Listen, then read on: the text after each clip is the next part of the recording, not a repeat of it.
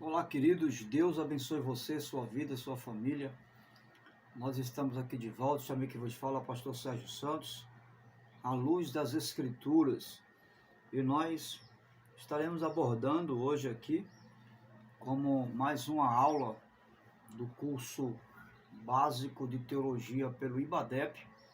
E como a nossa disciplina, ela está tratando sobre Apocalipse e escatologia, nós vamos tratar à luz de um texto bíblico, porque a natureza dessa disciplina em si aborda um tema principal, que é a volta do Senhor Jesus, a iminente volta do Senhor Jesus. E, para tanto, antes de tratar esse assunto, nós vamos fazer uma breve oração. Eu convido você para orar.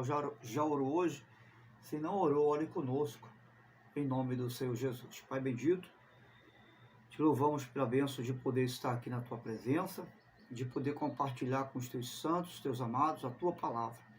Ajuda-nos na compreensão da mesma, para que possamos nos tornar melhores, Senhor, no entendimento da tua palavra, para que possamos acertar, possamos não viver enganados, não vivermos ludibriados, mas vivermos pautados à luz da tua palavra, na esperança única do nosso Salvador Jesus Cristo, de que um dia ele virá, e virá a qualquer momento. Assim sendo, nós te pedimos e te agradecemos em nome de Jesus.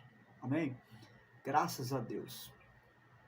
Quero convidar você que ainda não se inscreveu no canal, à luz das Escrituras, pastor Sérgio Santos, a estar conosco. Se inscreva no canal, ative o sininho de notificações, e sempre que estivermos preparando um novo vídeo, você estará recebendo aí naturalmente no seu aparelho. Eu quero convidar você para fazer uma leitura. O que nós vamos abordar nessa hora, nesse momento, se você está vendo esse vídeo à tarde, boa tarde. Se você está vendo este vídeo pela manhã, bom dia. E se você está vendo esse vídeo à noite, boa noite. Deus te abençoe, graça e paz do Senhor Jesus a você, sua vida e sua família. Segundo Tessalonicenses, capítulo 2. Esse capítulo aqui, a epígrafe é o homem do pecado. Nós vamos tratar um pouco a respeito do tema principal do Apocalipse. Haja vista que nós sabemos que é um livro polêmico, né, no contexto das interpretações, mas não é impossível de ter um entendimento da palavra de Deus, porque graças a Deus nós temos o Espírito Santo que nos ilumina, que nos mostra, que nos esclarece, não é? Nosso homem interior é esclarecido por ele, e por causa dele e nele, através dele, nós vamos, em nome de Jesus, buscar uma compreensão, tirar algumas dúvidas e chegar a um denominador comum a respeito desse tema principal que norteia desde o capítulo 1 do Apocalipse ao capítulo 22 do Apocalipse, que é o último capítulo, você sabe muito bem. Então vamos ler capítulo 2 de 2 Tessalonicenses. Abra sua Bíblia. A Bíblia que estou lendo aqui é NVI, e que eu considero uma das melhores para nós entendermos e ter uma tradução bem clara. Irmãos, quanto à vinda de nosso Senhor Jesus Cristo e a nossa reunião com Ele, rogamos a vocês que não se deixem abalar nem alarmar tão facilmente, quer por profecia, quer por palavra, quer por carta, quer por carta supostamente vinda de nós, como se o dia do Senhor já tivesse chegado. Não deixem que ninguém vos engane, de modo algum. Antes, aquele dia virá, antes daquele dia virá a apostasia, e então será revelado o homem do pecado, o filho da perdição. Este se opõe e se exalta acima de tudo que se chama Deus, ou é objeto de adoração, chegando até a sentar-se no santuário de Deus, proclamando que ele mesmo é Deus. Não se lembram de que quando eu ainda estava com vocês, costumava lhes falar essas coisas? Então Paulo está relembrando a igreja aqui, já havia falado essas coisas. Aí ele vai dizer aqui no versículo 6, e agora vocês sabem o que está detendo, para que ele seja revelado no seu devido tempo. A verdade é que o mistério da iniquidade já está em ação, restando apenas que seja afastado aquele que agora o detém. Então será revelado o perverso, a quem o Senhor Jesus matará com o sopro da sua boca e destruirá pela manifestação de sua vinda. A vinda desse perverso é segundo a ação de Satanás, com todo o poder, com sinais e com maravilhas enganadoras. Fará uso de todas as formas de engano, da injustiça, para os que estão perecendo, porquanto rejeitaram o amor à verdade que os poderia salvar. Por essa razão, Deus lhe envia o poder sedutor, a fim de que creiam na mentira e sejam condenados todos que não creram na verdade, mas tiveram prazer na injustiça. Amém. Então, muito bem. Nós estamos tratando aqui de um texto, e o apóstolo Paulo, a partir do versículo 13, ele vai começar a exortar os irmãos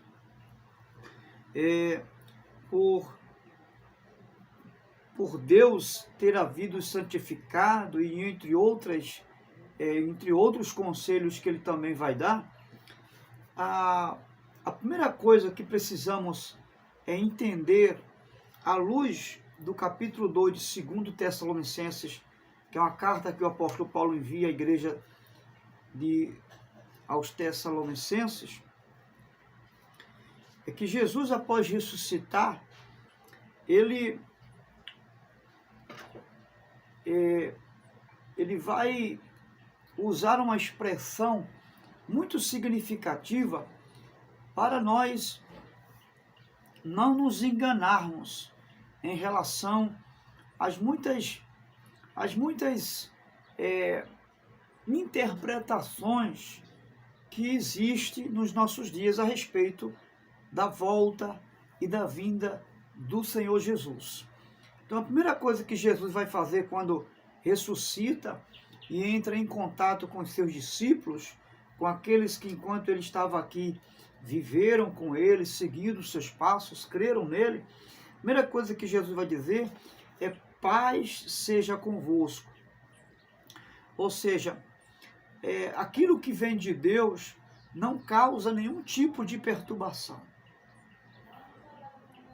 E o que estava acontecendo com a igreja nesse tempo, nesse período, é que a igreja estava sendo perturbada por algumas informações contrárias a respeito da volta de Jesus, né? Havia, na época do apóstolo Paulo, alguns que queriam perturbar a paz da igreja, trazendo ensinamentos contrários àquilo que o apóstolo Paulo já havia falado a respeito da volta de Jesus. E essas pessoas, alguns até que se diziam mestres da fé, da lei, mestres de doutrina, estavam inquietando a igreja a respeito da volta de Jesus.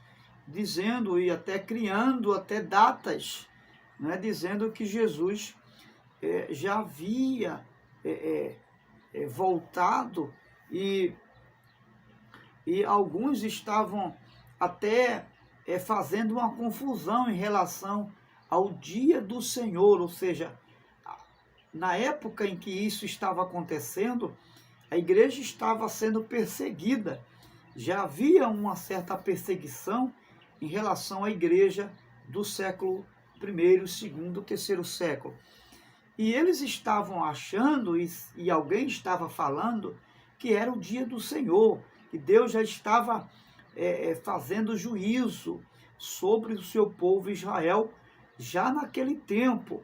E com isso, eles já estavam, desculpe, criando uma ideia de que Jesus estaria voltando naqueles dias e de que o juízo também iria acontecer no mesmo período em que Jesus viria buscar a sua igreja, como disse lá no capítulo 14, segundo o Evangelho do apóstolo João, Evangelho de João. Então é bom lembrar que evangelho aqui não é epístola, tá?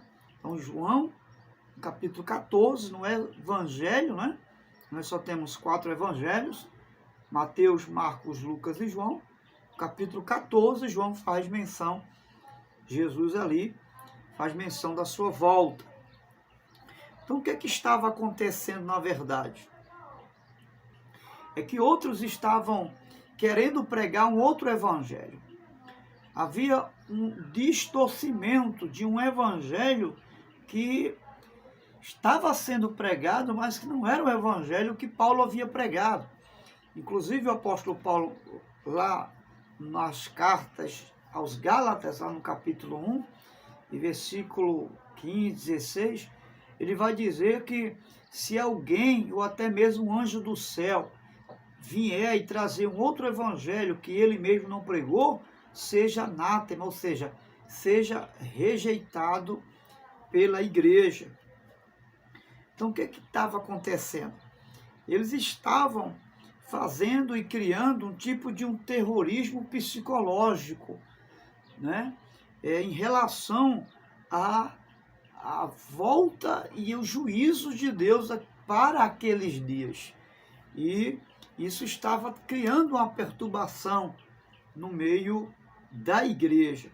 Então, o que Paulo vai fazer? Paulo vai aconselhar a eles não se perturbar com nenhuma informação a respeito da volta de Jesus que estava ligada ao juízo de Deus ao mesmo tempo. Então, o que Paulo estava dizendo? Olha, ainda que alguém chegue por uma carta, ainda que alguém envie um conselho, seja doutrinário, seja pessoalmente, né, seja pelo Espírito, ou por uma profecia, né, ou se na época tivesse o YouTube, né, ele ia dizer que seja pelo YouTube, que seja pela internet, ainda que alguém chegue para vocês e traga essa informação que eu não trouxe a respeito do Evangelho, ou da volta e do juízo vindouro, não creio, porque isso é um Evangelho falso, e não é o Evangelho do nosso Senhor Jesus Cristo. Então Paulo está falando de duas coisas preliminares aqui. Ele está falando da vinda do Senhor Jesus, e que a vinda do Senhor Jesus, ela viria sem precedência de sinais algum.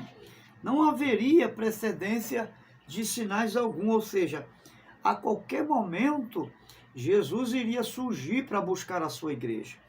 E não haveria nenhuma pré-condição para essa chegada de Jesus. É isso que Paulo, a princípio, está fazendo essa colocação aqui, né? Como muitos amilenistas, né, que afirmam que a volta de Jesus vai ser precedida pela grande tribulação. Isso é uma visão escatológica amilenista. Mas Paulo está claramente dizendo aqui que a volta de Jesus, ela não tem nenhum precedente. Não há nada que venha preceder a volta de Jesus em relação àquilo que vai acontecer após o arrebatamento, né? Nesse contexto, Paulo está dizendo que não haverá nada que precederá a volta de Jesus no contexto do que vai acontecer após o arrebatamento da igreja. Então, Paulo está dizendo exatamente isso. Só que, para entender isso, para entendermos a diferença da volta de Jesus no contexto do arrebatamento secreto, que é a visão dispensacionalista da maioria dos cristãos, e é aquela que nós estamos enxergando aqui nesse texto, à luz do que o apóstolo Paulo está nos revelando. Nós precisamos entender que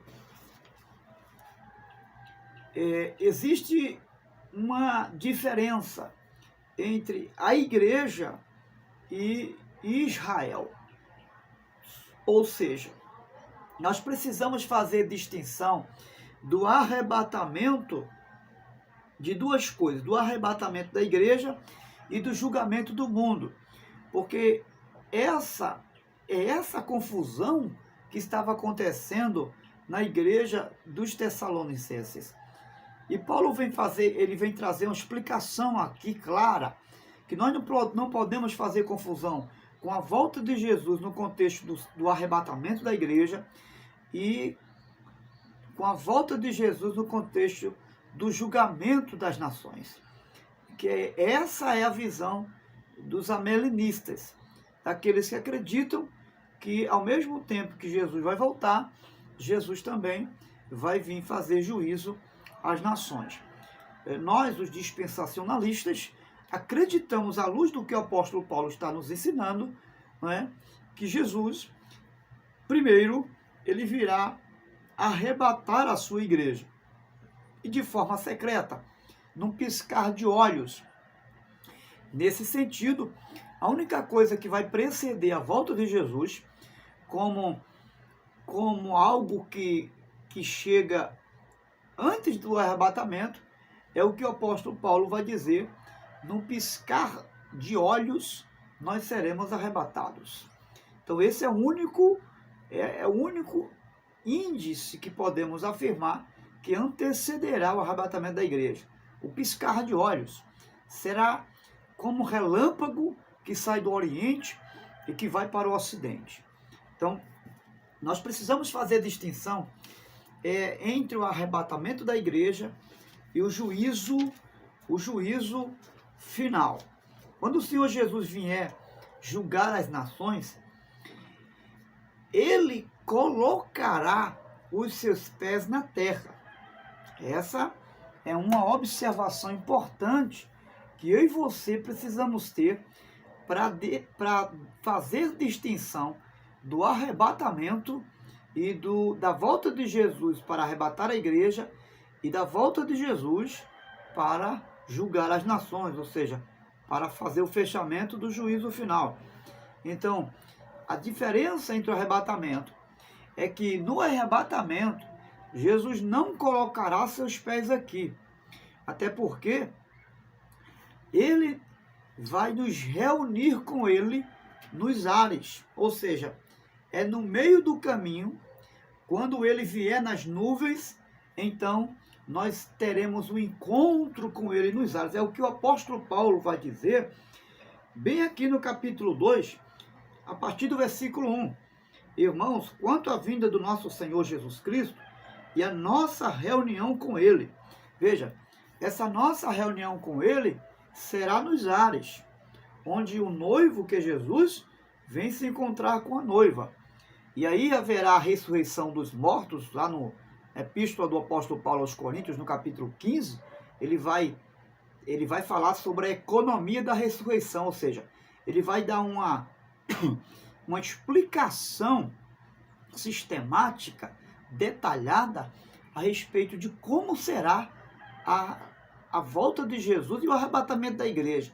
E ele vai dizer, primeiro os que estiverem mortos em Cristo ressuscitarão, e nós que estivermos vivos seremos transformados. Esse é o pressuposto, baseado à luz das Escrituras, da ressurreição, ou seja, do arrebatamento da igreja. Então, quando Jesus vier para julgar as nações, isso não acontecerá.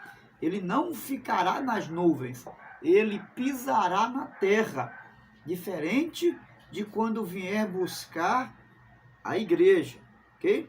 Então ele descerá no Monte das Oliveiras e ali começará o seu juízo sobre a terra. Então Jesus descerá no Monte das Oliveiras, como está predito em algumas profecias dos profetas, e mesmo em Apocalipse nós vamos ver isso. Então, algumas coisas aqui importantes pontuar.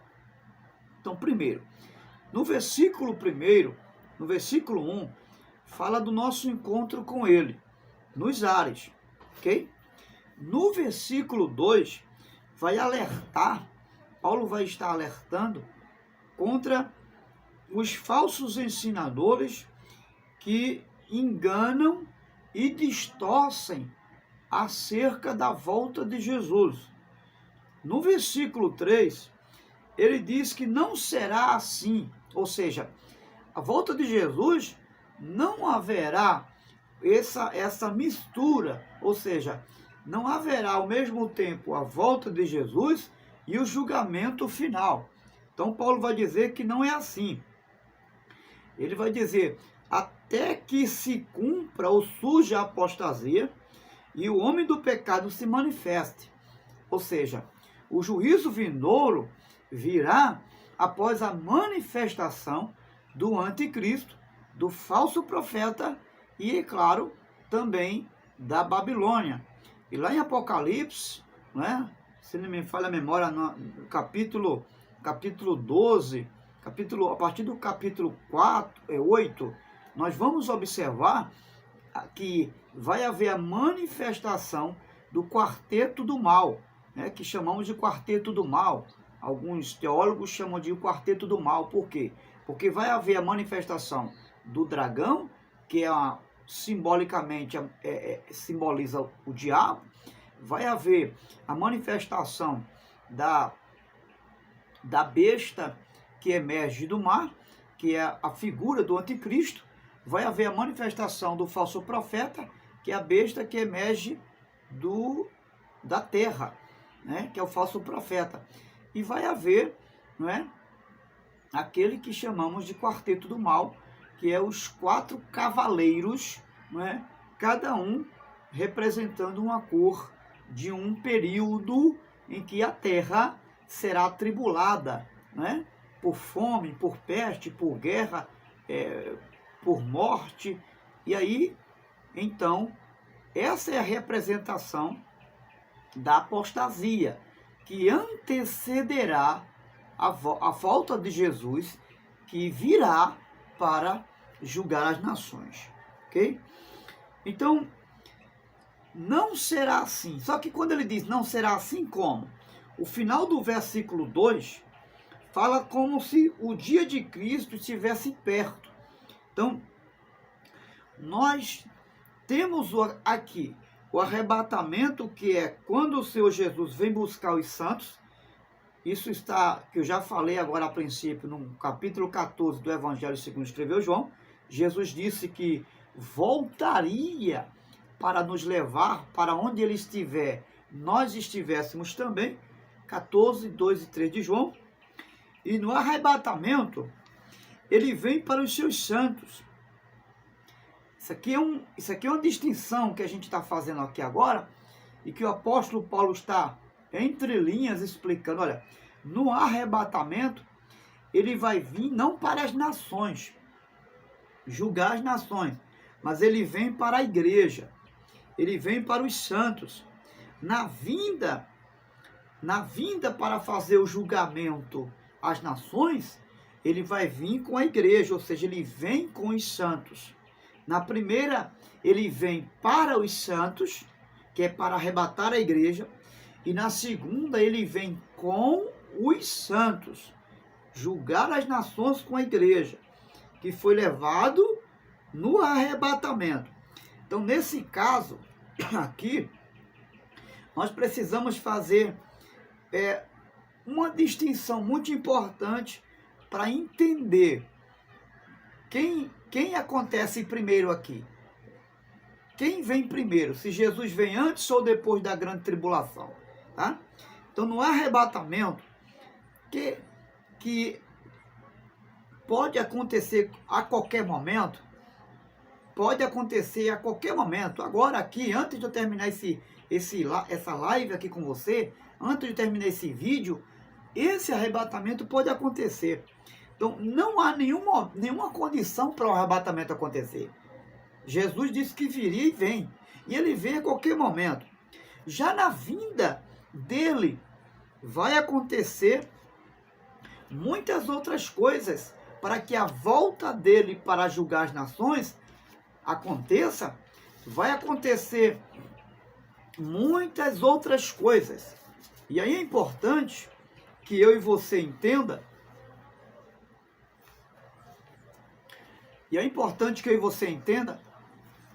Que no arrebatamento o Senhor vem em secreto, no piscar de olhos. Isso está em 1 Coríntios, no capítulo 15, versículo 52. Ao som da última trombeta. Mas na sua vinda, ou seja, quando ele vier julgar as nações, aí sim, ele vem publicamente. É o que está escrito lá em Apocalipse, capítulo 1, versículo 7. No arrebatamento, ele vem para libertar a sua igreja da terra, para levar a sua igreja. 1 Tessalonicenses, capítulo 1, versículo 10. Na sua vinda, tá? Toda vez que eu falar na sua vinda, eu estou falando na volta dele com a igreja. Que a igreja vem com Jesus julgar as nações, tá? Quando eu falo do arrebatamento, eu falo arrebatamento. Quando ele vem para buscar a igreja, tá bem? Então, na sua vinda, ele vem libertar Israel. E não a igreja. A vinda de Jesus para julgar as nações, vem para julgar Israel. Após o arrebatamento, haverá 7 anos, que são as 70 semanas de Daniel, cumpridas na profecia. E segundo a prescrição das profecias, nós já estamos vivendo a última semana de Daniel. Ou seja, segundo alguns teólogos dizem que nós já estamos vivendo a última semana de Daniel. Porém, os indícios dessa tribulação que será após o arrebatamento, isso só acontecerá após o arrebatamento, a grande tribulação, segundo a visão dispensacionalista. É essa aqui que Paulo está nos apresentando, que o filho da perdição, a apostasia, só vai se manifestar após o arrebatamento da igreja. Então, após o arrebatamento da igreja, começará os 3 anos e meio, que são o período de 7 anos, o cumprimento dos 70 anos, ok? Na visão amilenista, esses 3 anos e meio já está acontecendo. Só que à luz do que Paulo está dizendo aqui, que esse período de 7 anos só acontecerá e começará e está em evidência após o arrebatamento da igreja. Ou seja, a igreja, ela precederá o arrebatamento da igreja, a volta de Jesus para a igreja, precederá a grande tribulação. E aí o que acontece?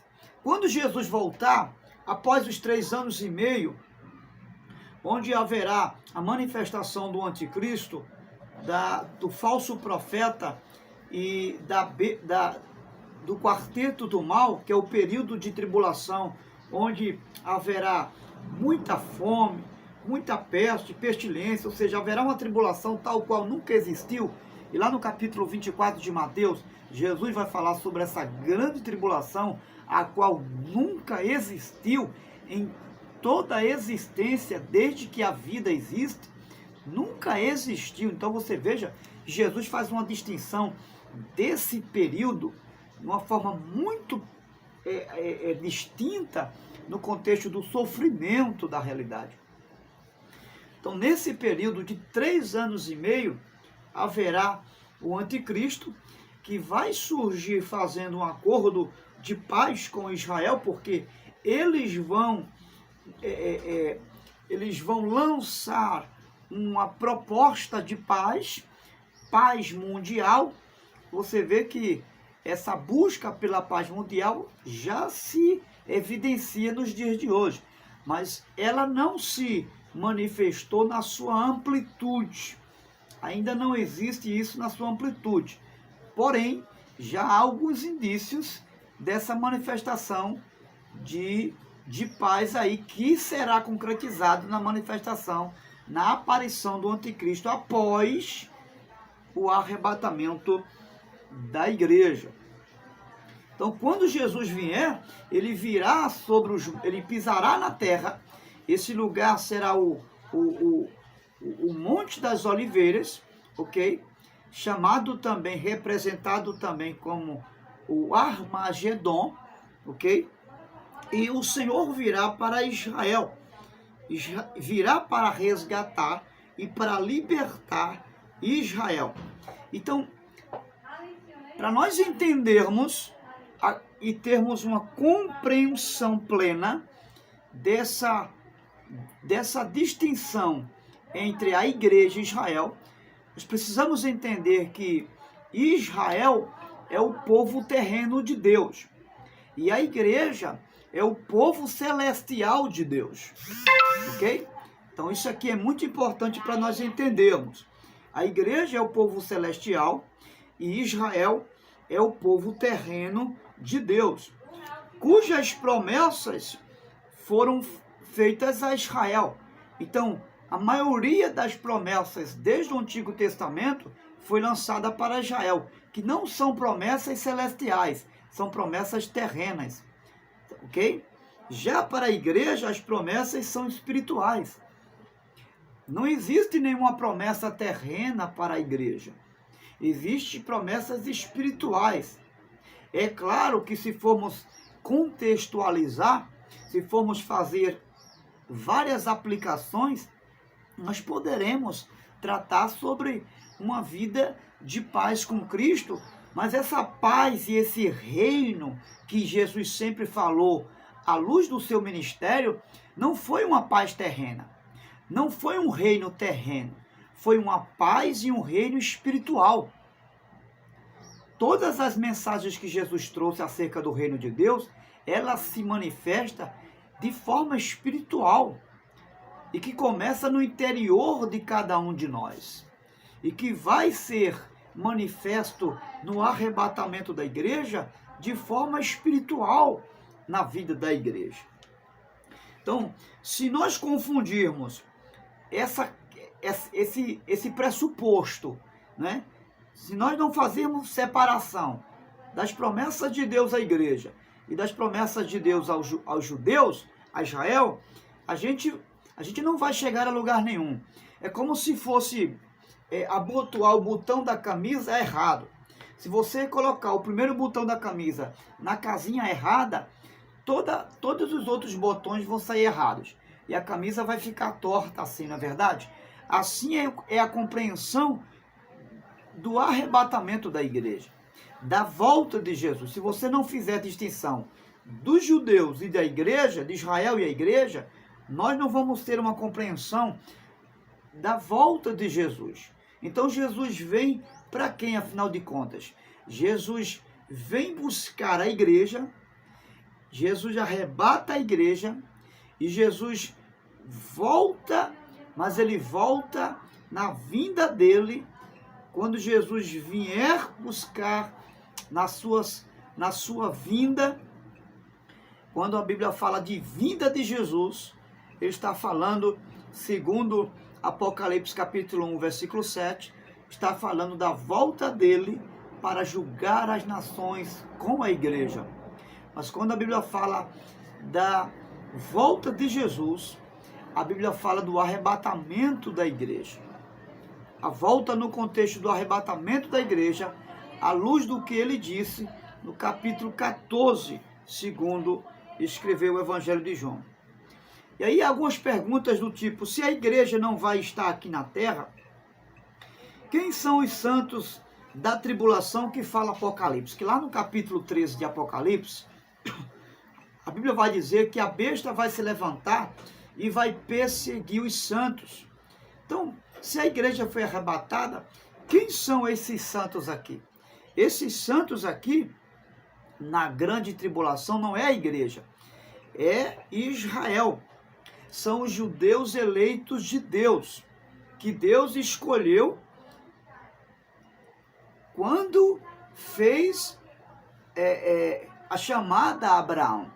Eles foram escolhidos por Deus, como nação predestinadas a uma grande salvação. A igreja não é eleita, ou melhor, corrigindo, a igreja também é eleita, sim, só que a eleição da igreja, ela não foi no processo da criação e da chamada do povo, como uma nação, a exemplo de Israel. A eleição da salvação da igreja, ela aconteceu desde a fundação do mundo. É o que fala lá em Efésios, a partir do capítulo 1, que nós fomos eleitos por Deus desde a fundação do mundo. Israel, eles foram eleitos, formados desde a fundação do mundo.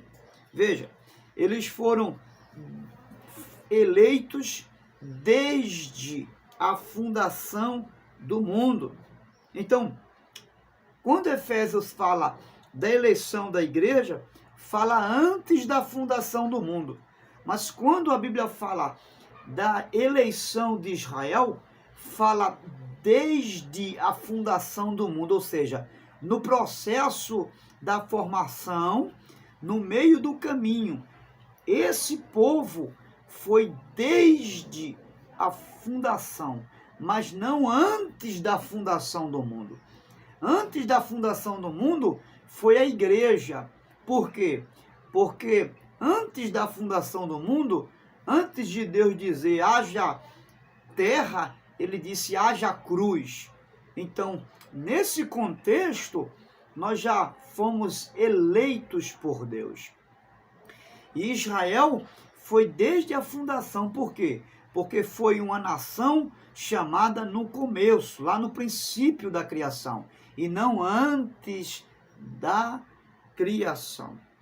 Então, se nós não atentarmos para esse ponto, nós não vamos conseguir chegar a lugar nenhum em relação à volta de Jesus, e vamos fazer essa confusão que existe, que estava acontecendo aqui em Tessalonicenses, no capítulo 2. Então, fechando aqui nossa compreensão, no arrebatamento, o Senhor Jesus, ele vem nos ares para nos buscar a sua igreja. Isto em 1 Tessalonicenses está escrito isso, capítulo 4, versículo 15 ao 18. Esse encontro de Cristo com a igreja, ele é no meio do caminho, nos ares, ok? Já a vinda de Jesus, que é a vinda dele para julgar as nações, ele vai colocar seus pés no Monte das Oliveiras. Isso está prescrito lá em Apocalipse, capítulo 1, versículo 7. Ok? Todo olho verá. Aí sim, todo olho verá. Então, primeiro, no arrebatamento, nós os salvos o veremos. Somente os salvos terá esse privilégio de ver Jesus, de ver o Filho de Deus arrebatando a igreja.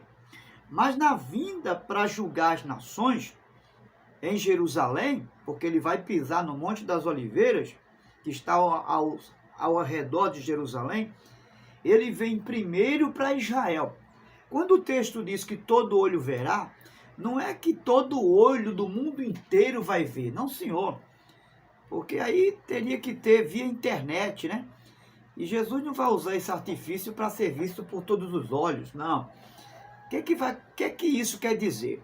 Quando diz que todo olho verá, é porque o primeiro juízo vai começar em Israel. Ele vai começar a julgar primeiramente os judeus.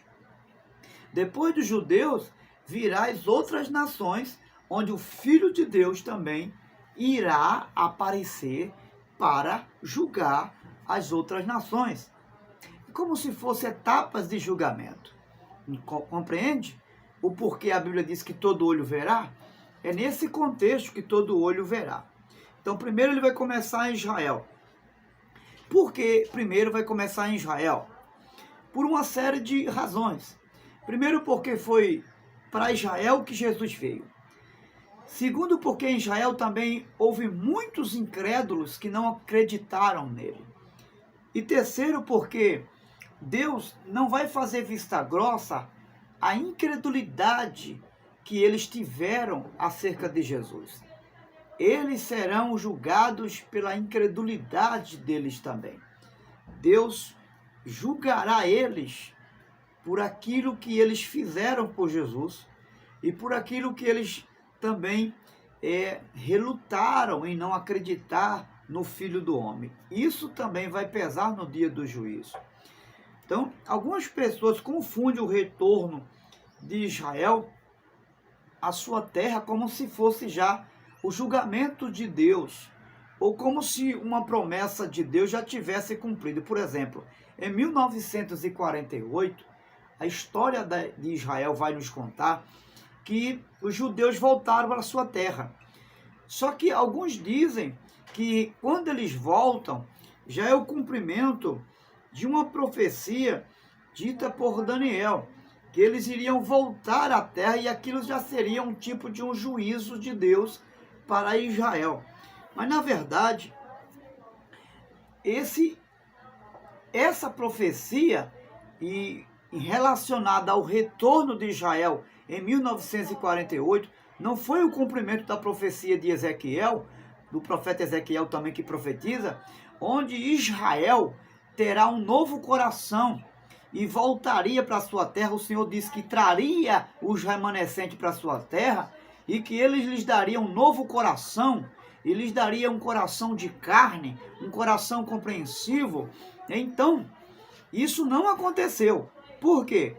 Porque eles não voltaram à sua terra convertidos a Deus. Eles voltaram com o coração endurecido. Tanto é que quando encontraram a terra desolada, eles endureceram mais ainda seus corações, né? Então, essa profecia não aconteceu, porque essa profecia fala de uma volta de Israel à sua terra, mas fala de uma volta da nação de Israel convertida. Tanto é que Jesus vai dizer, as profecias vão dizer, especialmente a profecia de Ezequiel e Jeremias, que Deus lhes daria um coração de carne. E não era de forma individual, era toda a nação, todos eles seriam regenerados. Ou seja, está falando de uma ressurreição espiritual da nação de Israel. E está falando no coletivo. Todo o povo iria se converter a Deus. Tá certo? Então, isso é uma alusão errada das profecias que falam a respeito do retorno de Israel em 1948. Tá certo? Em 1 Tessalonicenses, no capítulo 4, no arrebatamento, tem algo muito importante para nós entendermos aqui. É Jesus que vai reunir os santos para ir aos céus. Na sua vinda, ele vem para Israel. Veja que não existe reunião de Jesus no arrebatamento para com nenhuma nação de Israel. Apenas na vinda dele, quando ele virá para julgar, e primeiro a nação de Israel. Em Mateus, no capítulo 24, Jesus vai falar sobre esse juízo, sobre esse julgamento. E ele vai enviar os anjos, em Mateus 24, ele vai dizer que o Filho do Homem enviará os anjos para reunir os eleitos de Israel. Então, os anjos aqui é que vão reunir os judeus, não é a igreja, porque a igreja ela não vai ter parte no ministério de anjo. O ministério dos anjos, eles se referem aos judeus. Desde o Antigo Testamento, não é? Que você vai ver que os anjos eles aparecem, os anjos surgem para falar com Israel, os anjos são meios de Deus, mensageiros que Deus usa para se relacionar com a nação de Israel.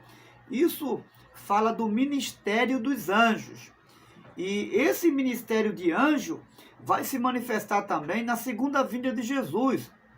Ou seja, não no arrebatamento, porque no arrebatamento quem vai reunir a igreja é Jesus, não é os anjos.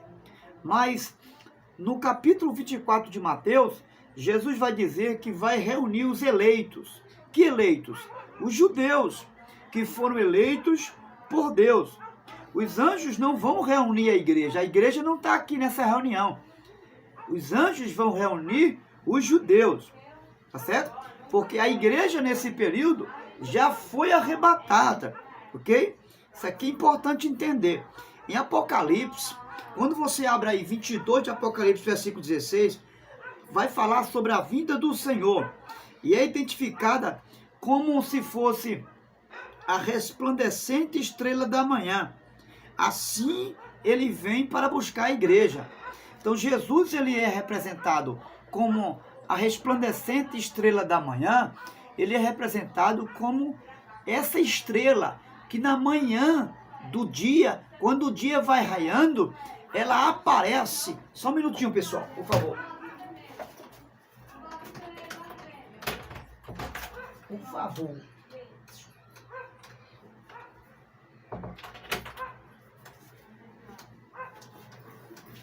Ok, pessoal, desculpem.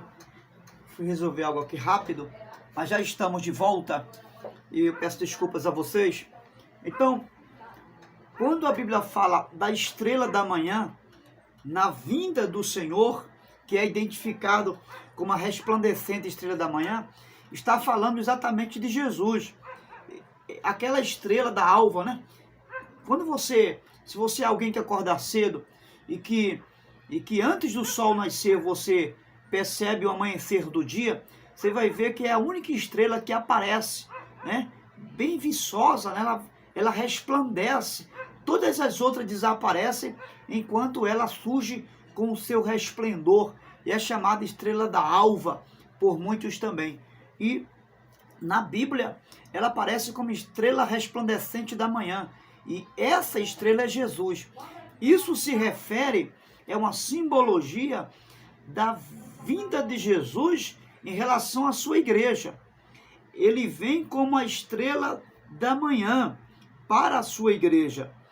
Na continuidade do Apocalipse capítulo 16, vai falar que para Israel, melhor dizendo, em Malaquias, no capítulo 4, para Israel, quando ele vem relacionado a Israel, ele vem como o sol da justiça, que é aquele que vem depois do amanhecer do dia. Ou seja, quando o sol nasce, você não consegue ver mais a estrela da manhã, né?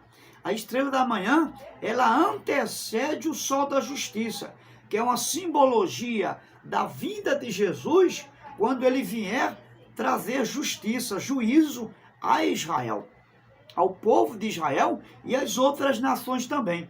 Ou seja, nós temos aqui uma figura de linguagem que vai revelar a volta de Jesus, que antecede a vinda de Jesus para julgar as nações. E isso está bem claro. Ou seja, o arrebatamento antecederá o juízo de Deus a Israel, mas também a todas as nações. E aí, na verdade, não há nenhum sinal que preceda o arrebatamento além desse piscar de olhos que nós já falamos aqui. Em 1 Coríntios, no capítulo 1, na vinda do Senhor, sim, os judeus pedem um sinal. Os únicos que pedem sinais, e sempre no ministério de Jesus você vai perceber que os judeus, eles viviam fazendo isso. Todo o tempo do Antigo Testamento, Deus sempre se manifestou aos judeus fazendo sinais, aparecendo com sinais. E a Israel, sim, Jesus vai vir com sinais, mas não a igreja. Enquanto a igreja estiver na terra, não acontecerá o tempo que sucede esse arrebatamento, ok? Só apenas após o arrebatamento da igreja é que virá os 7 anos e toda essa parafernália de tribulação, do qual Jesus disse que nunca houve e jamais haverá semelhante, é que virá então os 7 anos, que é os 7 anos proféticos, as 70 semanas de Daniel. Ok? Lembrando que na visão amilenista, esses 3 anos e meio, ele já existe, ele já está acontecendo aí. Mas aqui, à luz do que o apóstolo Paulo nos ensina, esses 3 anos e meio só iniciará, ou as 7 semanas, que é os 7 anos, só iniciará após o arrebatamento da igreja. E aí, há algo muito importante a se esclarecer aqui. Após os 3 anos e meio, haverá grande tribulação, ou seja, após o arrebatamento. Nesse tempo, os que não creram no Evangelho, eles vão ter uma outra oportunidade, de acordo com o que nos fala o livro do Apocalipse, onde Deus enviará as 2 testemunhas, que é uma representação da igreja, apregoando aqui embaixo, ou seja, haverá judeus convertidos não ao evangelho da graça, mas ao evangelho do reino, porque existe o evangelho da graça, que é esse evangelho que é pregado hoje. E após o arrebatamento, se manifestará a pregação do reino, à luz dos 2 enviados do Apocalipse, das 2 testemunhas, assim falando. Eles apregoarão o evangelho do reino, ok? Então, há uma distinção aqui. Em outra oportunidade, a gente vai estar tratando sobre o evangelho da graça e o evangelho do reino, e qual é a distinção dos dois. Nesse período dos 7 anos, após os 3 anos e meio, haverá a pregação do evangelho do reino, que será crido por muitos judeus que não creram no período da pregação do evangelho da graça. Agora, os que conseguirem atravessar vivos a grande tribulação, lá no capítulo 24 de Mateus, vai falar que quem perseverar até o fim será salvo. Então, essa é a visão após o arrebatamento da igreja que acontecerá em relação à volta de Jesus para arrebatar a igreja e na volta ou na vinda de Jesus para julgar as nações após o arrebatamento. E aí em Joel, no capítulo 1, e versículo 15, tem algo bem interessante. É importante a gente fazer essa distinção aqui.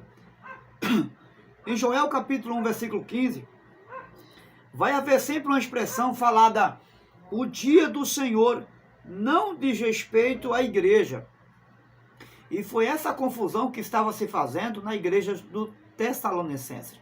Que eles estavam pensando que já estava acontecendo, por causa da perseguição que a igreja estava vendo, que já era o dia do Senhor. Ou seja, que Deus já estava julgando os judeus, as nações, naquele tempo. E o dia do Senhor não se refere à igreja, mas a Israel, tá certo? Ou seja, o dia do divino, o dia da ira do Senhor, tá? E não só a Israel, mas se refere também ao julgamento a todas as nações. E em Isaías, no capítulo 2, e versículo 16 e 17, vai falar do dia da ira do Senhor. E é importante entender que Deus não se comportaria indiferente à rejeição que Pilatos fez e os judeus fizeram a Jesus, quando disseram crucificam, crucificam. E eu já falei a vocês aqui isso a princípio, que esse julgamento de Deus à nação de Israel vai ser também, tem uma implicação também, a rejeição ao seu filho que ele enviou. Então, aqui nós vamos estar concluindo, resumindo esse desfecho aqui e tirando essas dúvidas que estavam acontecendo aqui em 2 Tessalonicenses, a igreja, e quem sabe você tinha essa dúvida também.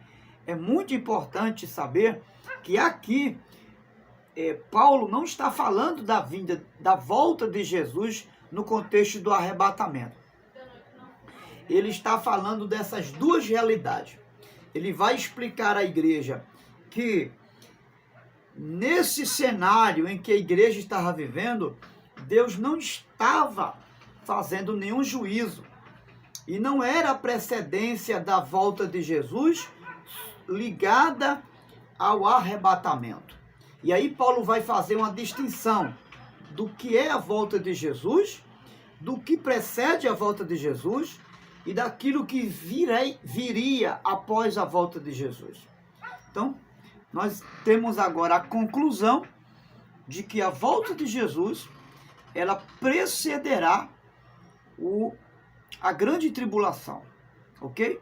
Então, Jesus vem para a igreja, vem buscar a igreja e ele vem julgar a Israel com a igreja, certo? Então, nós fizemos essa distinção aqui agora e é importante que você saiba que existe essa diferença.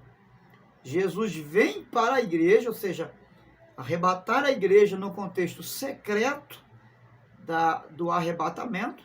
Só a igreja verá, só a igreja será buscada pelo Senhor e ele virá com a igreja para julgar Israel, a princípio, não é? Ele vem julgar Israel. Nesse contexto, ele pisa no Monte das Oliveiras, porque Apocalipse 1:7 diz que todo olho verá, e aí todo olho verá no contexto de que primeiro será julgado Israel e depois as outras nações e todo o mundo. E é nesse contexto que a visão da volta de Jesus deve ser enxergada, ok? E não misturar e fazer essa confusão de que a volta de Jesus para arrebatar a igreja e o juízo é algo que acontece no mesmo momento, no mesmo cenário, como como aconteceu aqui na igreja de Tessalonicenses, que estavam levando eles a entender exatamente isso. E Paulo vai fazer essa distinção de que a volta de Jesus precederá o filho da perdição, que é uma revelação do anticristo, do falso profeta, do quarteto do mal, que é esse período em que haverá os males que jamais aconteceu desde que o mundo foi criado, como Jesus disse em Mateus 24, e também o falso profeta, ok? Então, o arrebatamento da igreja precederá todas essas coisas. E um detalhe que Paulo vai dizer importante é que não há nenhum sinal do arrebatamento, porque ele pode ser agora. Ele poderia ser naquela época que Paulo estava pregando, como pode ser daqui a 1000 anos, como pode ser agora, nesse momento. Os sinais que Jesus atribuiu em Mateus 24, da sua volta, não foi para o arrebatamento, mas para julgar as nações com a igreja. Ou seja, ele falou da volta dele com a igreja, que seria antecedida aos sinais dos tempos. Ou seja, nesse período, desses sinais que Jesus falou, a igreja já estará com ele nos céus e virá com ele para julgar as nações. E nesse julgamento, é claro, os eleitos, que são os judeus, que se converterão não ao evangelho da graça, mas ao evangelho do reino, serão alcançados por Jesus naquele grande dia, o dia do juízo final. Deus te abençoe.